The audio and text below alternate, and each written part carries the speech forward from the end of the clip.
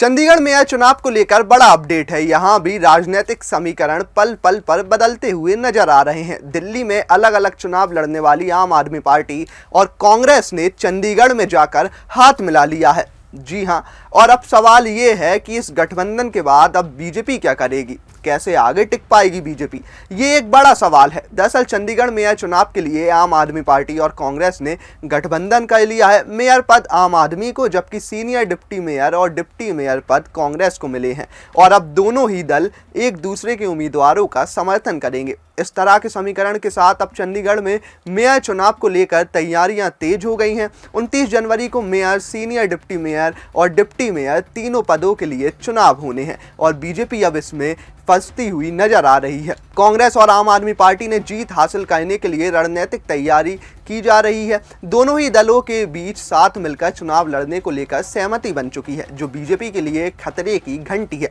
यानी बीजेपी को हराने के लिए दोनों ने गठबंधन किया है। बताया जा रहा है कि कांग्रेस और आम आदमी में कई दिनों से गठबंधन को लेकर चर्चा चल रही थी। कई बड़े पदाधिकारियों की पहल पर बात आगे बढ़ाई गई। हालांकि दोनों तरफ के कुछ बड़े नेता दोनों पार्टियों के साथ आने से असहज हैं, लेकिन बाद में दोनों दलों के बीच गठबंधन को लेकर सहमति बन गई और इसके लिए सबसे ज्यादा पहल की कांग्रेस सांसद मनीष तिवारी ने, जिनकी मध्यस्थता के बाद दोनों पार्टियों के नेताओं में सहमति बनी और चुनाव का रास्ता साफ हुआ। अब उम्मीद जताई जा रही है कि इस बार भी विपक्ष साझा रणनीति के साथ मैदान में उतरेगा। चुनाव के लिए गठबंधन के ऐलान के समय कांग्रेस अध्यक्ष लक्की ने कहा कि चुनावी फॉर्मूला तैयार हो गया है और आम आदमी पार्टी के नेताओं के साथ बातचीत पूरी हो चुकी है। उन्होंने बताया कि चुनाव लड़ने को लेकर पदों के बंटवारे पर सहमति बन गई है।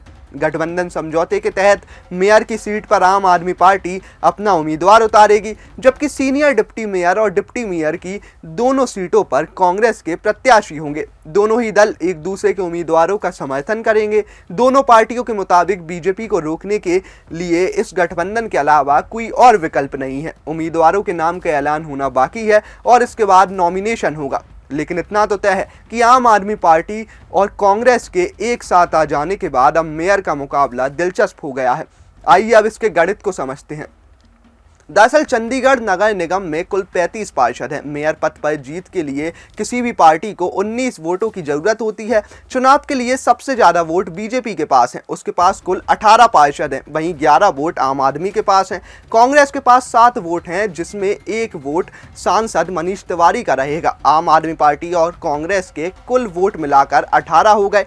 कुल पार्षद 35 पार्षद वाले निगम में बहुमत के लिए 19 वोट चाहिए होते हैं। जीत के लिए बीजेपी और कांग्रेस गठबंधन दोनों ही 1 वोट की जरूरत है। ऐसे में अब चुनावी मुकाबला कांटे का नजर आ रहा है। अब देखना ये होगा कि 1 वोट किसकी तरफ जाकर जीत दिलाएगा। वीडियो अच्छा लगा हो तो लाइक कीजिए, शेयर कीजिए और कमेंट बॉक्स में हमें जरूर बताइए।